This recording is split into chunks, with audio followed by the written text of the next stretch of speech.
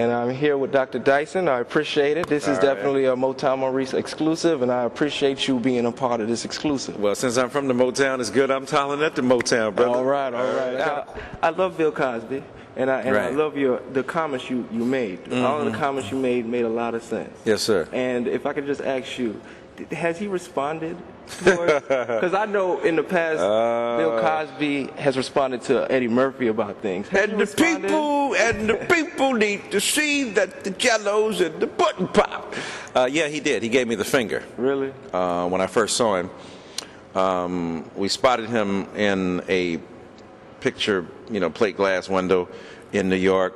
My wife and I, and she said, there's a friend of ours, Ed Lewis, along with Bruce Gordon. Ed Lewis is with Essence Magazine. Bruce Gordon is with the NAACP. He and his wife were there. Ed Lewis and his wife were there. So we saw Ed Lewis waved at his wife. We waved, and then next to him I saw Miss Cosby. I said, oh.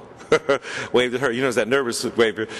She was waving at me nervously too, like, yeah. And I figured she probably knew who I was. I certainly knew who she was. And then I said, well, if Miss Cosby is here, then where is Brother Cosby? And as soon as I thought that, I looked down, and there he was with his back to me.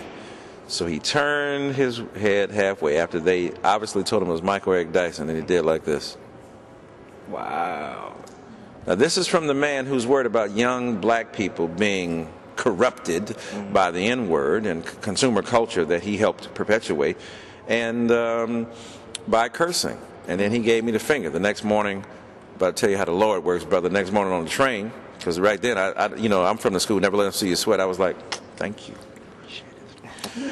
Next morning, I get on the train, and the porter says, black woman, ooh, Dr. Dyson, all you famous black people getting on here. You on here, and Bill Cosby's on here. So after I ate my breakfast, did my thing, went down there, stuck my hand out. What was he going to do? He had to shake it. The woman introduced him. She said, I know you know who this is.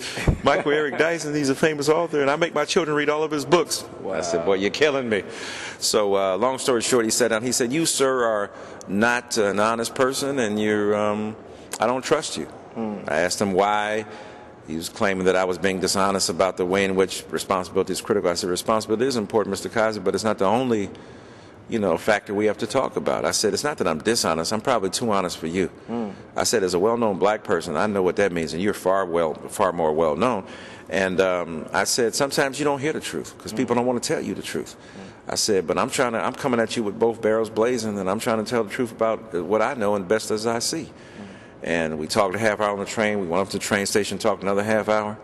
And he says, you, sir, are dishonest because I don't trust you, and until you, learn the right perspective, basically, that he didn't really want to have much to interact with me. I said, sir, even if I don't agree with you, we should at least have the ability to talk to one another and exchange viewpoints. But I think Mr. Cosby is on a crusade where he believes that he is so right that he doesn't want to broker any or tolerate any dissenting opinion. I don't believe in that. I believe that we ought to be able to debate back and forth the ideas and constructs that shape us, and we ought to tell the truth about it, even among our own people. So that's why I'm trying to tell the truth. In my new book, I have 4 more chapters on Mr. Cosby because I think that what he said deserves to be taken up, and I think that, quite honestly, many of his viewpoints need to be opposed, but the black elite have capitulated out of cowardice and spinelessness to Mr. Cosby in a way that I find remarkably deplorable and depressing.